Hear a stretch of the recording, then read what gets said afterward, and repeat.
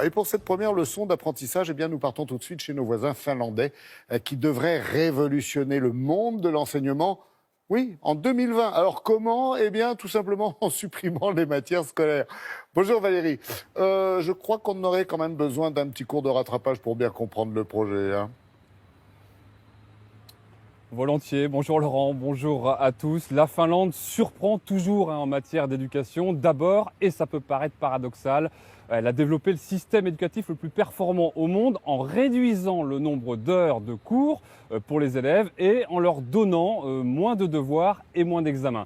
Et la dernière réforme qui vient de s'appliquer à toutes les écoles de tout le pays eh bien, consiste à supprimer les frontières entre les matières classiques, histoire, biologie, anglais, géographie, pour les aborder de manière beaucoup plus transversale autour d'une thématique. Par exemple, le Brexit qui permet de parler anglais, d'apprendre la géographie et l'histoire de l'Europe. Reportage à Helsinki de Milan Berkmans et Frédéric Furnemont.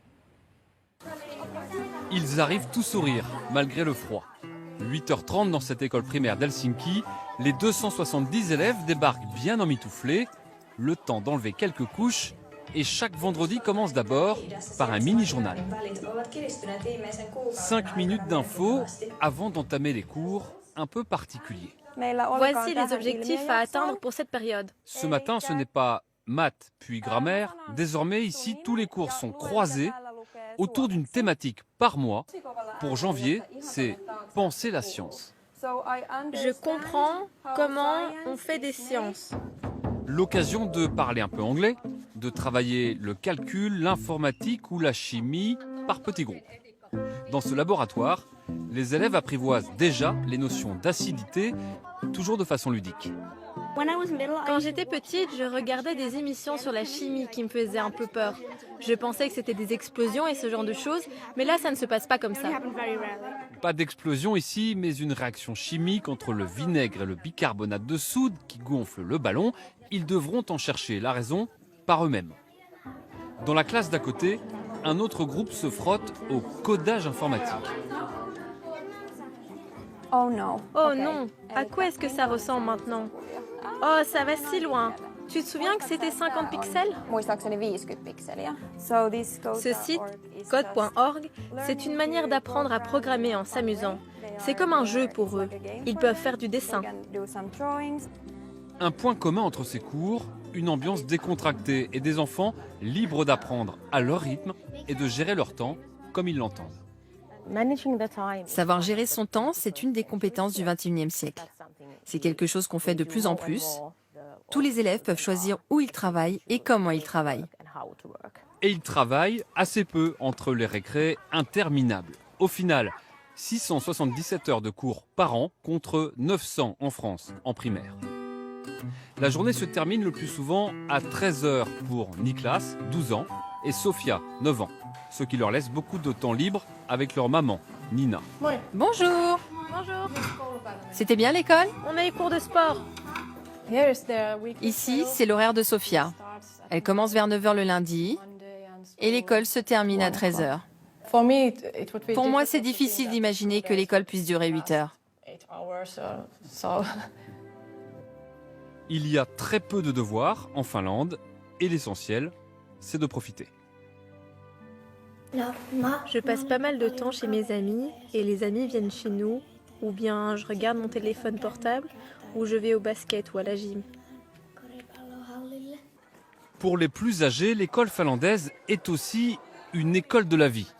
Tous ont des cours de repassage, de ménage et de cuisine. Aujourd'hui, nous allons cuisiner des pâtes à la roche sanguine et un fudge de haricots noirs. Ça nous apprend justement les trucs pratiques pour la vie. Et aussi, ça nous apprend, ça nous donne un peu, entre les cours très académiques, ça nous donne une sorte de pause un peu.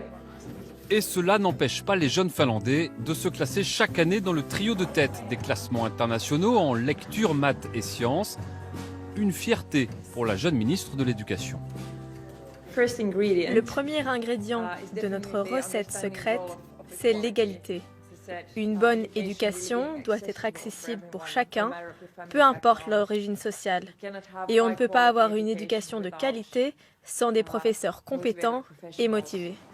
Et reconnu en Finlande, le statut social des enseignants reste très élevé. et le pays consacre un pourcentage plus important de ses richesses à l'éducation de ses jeunes. Donc, mon très cher Valérie, ils dépensent plus pour l'éducation, mais à quel niveau? Et est-ce que le salaire des profs en est plus élevé pour autant d'ailleurs? Alors, entre autres, les professeurs de lycée, par exemple, débutent leur carrière à 2 500 € bruts par mois contre 2 000 environ en France. Mais surtout, l'école, toutes les écoles sont gratuites dans tout le pays. C'est entièrement pris en charge par l'État, cantine incluse pour tous les gamins et manuel scolaire inclus. C'est aussi le cas pour l'université qui est gratuite. Alors, les Finlandais ont été longtemps premiers d'ailleurs dans les classements PISA, mais ils ont rétrogradé l'an passé, c'est ce que j'ai lu. Est-ce que vous connaissez les raisons d'ailleurs? Oui, alors ils sont 3e, ça reste honorable derrière l'Estonie et le Canada. La France est 18e. Alors la principale raison avancée, c'est une réforme qui a supprimé certaines matières importantes. En terminale, ça vous rappelle quelque chose? Oui, c'est l'une des rares innovations finlandaises dont la France s'est inspirée pour la réforme du bac de Jean-Michel Blanquer. Et c'était peut-être pas la meilleure idée. Eh ben, on sait d'où ça vient. Merci beaucoup Valérie, ne serait-ce que pour cette info et à très bientôt bien sûr. Allez.